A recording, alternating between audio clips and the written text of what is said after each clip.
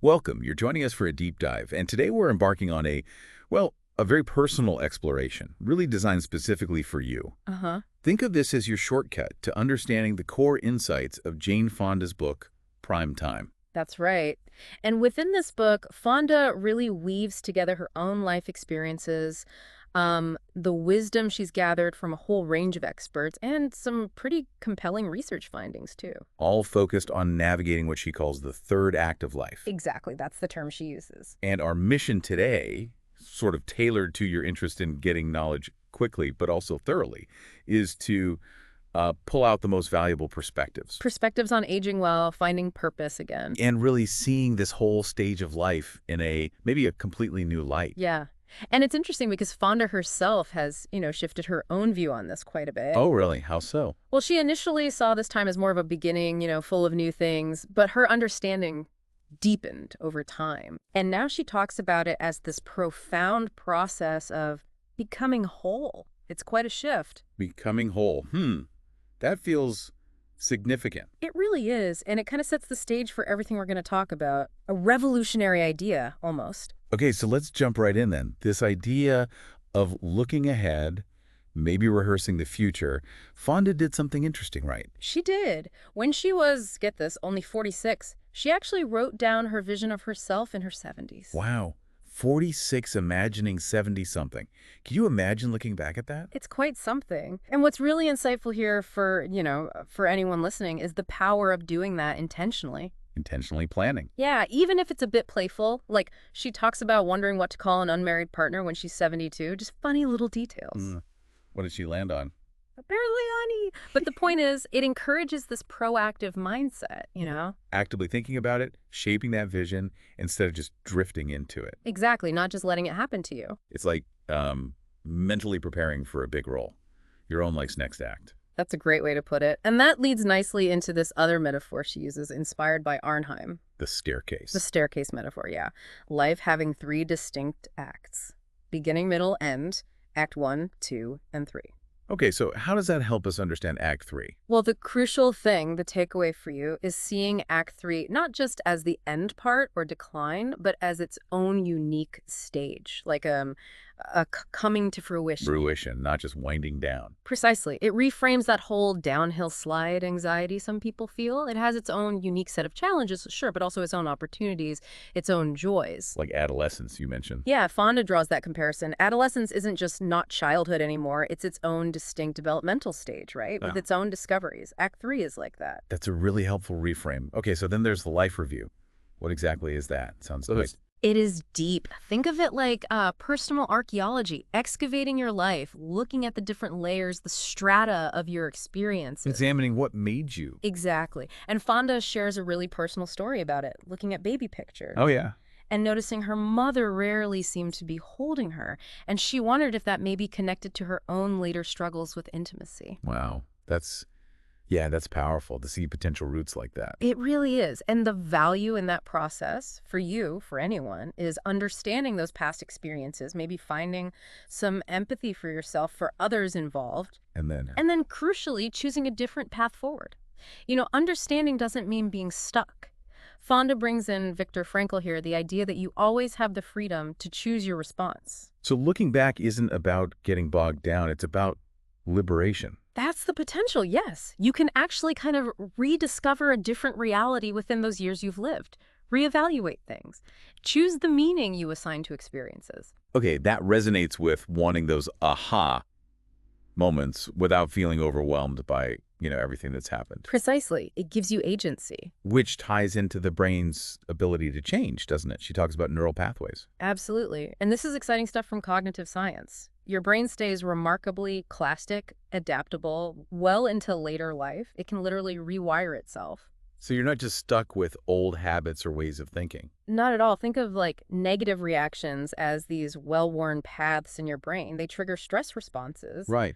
But by consciously choosing different responses, assigning new meanings, you can actually avoid those damaging biochemical reactions. You start carving out new, more positive pathways. Mental redecorating. I like that. Huh.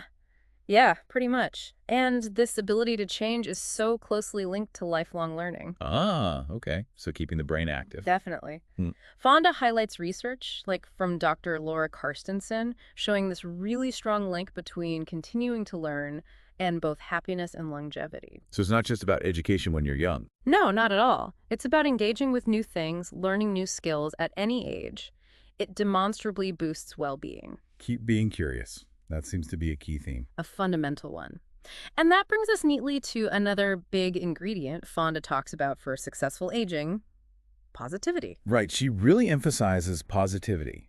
But it's not just about, like, plastering on a smile, is it? No, it's much deeper than that. Drawing on work from places like the Stanford Center on Longevity, she defines it through specific qualities. Like what? Things like humor, gratitude, forgiveness, playfulness, creativity.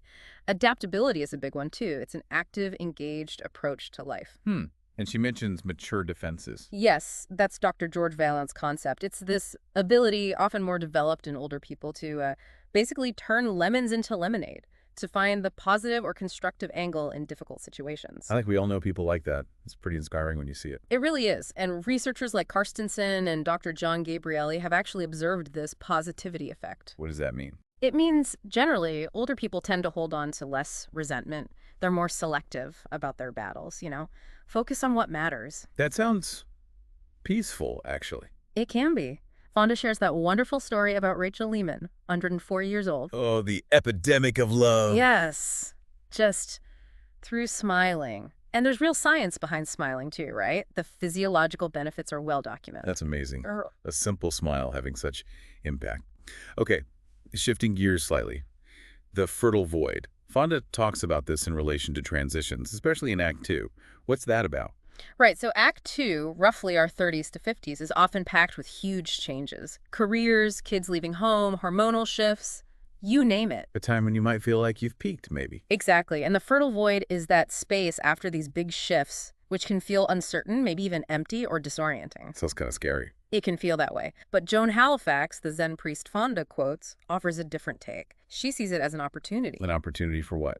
To let go of the need to control everything, to just be present with what is, even if it's uncomfortable. It's fertile because something new can grow there. Ah, okay. So not just empty, but potential. Exactly. Fonda herself talks about leaving her long marriage, leaving behind a certain lifestyle. To find a truer me, she says. Right. It's about giving birth to ourselves before we die. These voids, these transitions, they can actually midwife a new version of you. Birthing ourselves. That's a powerful image. Shedding old skins to grow. Precisely. Now, alongside these big concepts, Prime Time also gets practical. It lists key ingredients for aging successfully. Right, the 11 ingredients. Can we touch on a few key ones? Definitely. A big one is shifting focus from just lifespan, how long you live, to health span. Health span. Yeah, the years you live in good health, with vitality. It's not just about adding years, but adding good years. Makes sense. Quality over just quantity. Exactly. And physical activity is huge here. Super important. And the great news is it's really never too late to start or increase it. That's encouraging. What else? Well, quality sleep is vital. And diet focusing on nutrient-dense foods, maybe considering some moderate calorie restriction, which research suggests can be beneficial. The fundamentals, really. They are. And linking back to what we said earlier, maintaining cognitive function. Keep learning, keep challenging your brain with new skills. So, health span, activity, sleep, diet, learning. Got it. Now, relationships always come up, don't they? Fonda really digs into this, too. She does, and for very good reason. As she points out, a lot of our biggest developmental hurdles and growth opportunities happen in the context of our relationships. Human connection. It's central. She gives examples of people like Ben Burke and Rachel Lehman, centenarians who kept up active social lives right to the end. Amazing. And she talks about individuation. What's that? Yes. Drawing on young David Schnarch, Terrence Real. It's about maintaining your own sense of self, your authenticity, within an intimate relationship. So, not losing yourself in the other person. Exactly. Having healthy boundaries, being your own person while still being deeply connected. Real talks about authentic connection being the strongest aphrodisiac. So, connection and individuality. Yes. And Fonda notes how expectations for relationships, especially long-term ones, have evolved. There's often a greater expectation for deep intimacy now. And the pros and cons of marriage. Right. Can offer stability, health benefits, financial security, as Tara Parker Pope notes. But a bad marriage can be incredibly damaging. Balance, as always. Indeed. The story of Kathy and Bill in the book is a lovely example of a long marriage thriving on respect, shared values, community support, boundaries again. And that option to renew idea. Yeah, Eva Howler's phrase. Thinking about commitment not just as a one-time thing, but something you consciously choose again and again. A fresh perspective, isn't it? It really is. Okay. And related to relationships. Sensuality and sexuality later in life. Often a taboo subject. But Fonda tackles it head on, which is great. She acknowledges it might be different, maybe less energetically frantic than youth. Huh. Good way to put it. But it can offer a really special, unique kind of intimacy. She pushes back against the overemphasis on erections for men. Important. And really stresses the importance of female pleasure, referencing Dr. Helen Kaplan's work. And she offers practical advice. Oh, yeah. Communication is key. Exploring new things together, even learning about anatomy, like the G-spot. It's very practical. What about hormones? Touches on that, too. Hormone replacement for women, the role of free testosterone for both sexes, citing experts like Dr. Brizendine and Dr. Legato. And finding new love later on. Absolutely. She shares stories like Mary's, talks about online dating, even her own relationship. The message is one of openness and possibility at any age. It's refreshing to hear it discussed so frankly. It normalizes it. Exactly. Intimacy doesn't just switch off. Right. Okay, another really powerful theme. Generativity. Leaving footprints, basically. That's a good way to think about it. Generativity is that deep desire to contribute something beyond yourself, to leave a positive legacy, to help future generations. Making a difference. Yes. And Fonda argues elders are uniquely positioned for this. They have the wisdom, the experience to teach and guide younger people. And she gives examples. Lots of them. Evelyn Freeman's peer counseling, Jonetta Cole's activism, the Hallers' philanthropy, Robin Chandler Duke mentoring younger women. Wow. Real people making an impact. And she includes this lovely idea that young people are suppliers of intelligence, too. It's a two-way street. I like that. And this idea of elder women as leaders. The trim tab. Ah, yes. That's a fascinating concept, like the small rudder on a big ship's main rudder. It takes less effort to turn the trim tab, but it leverages force to help turn the whole ship.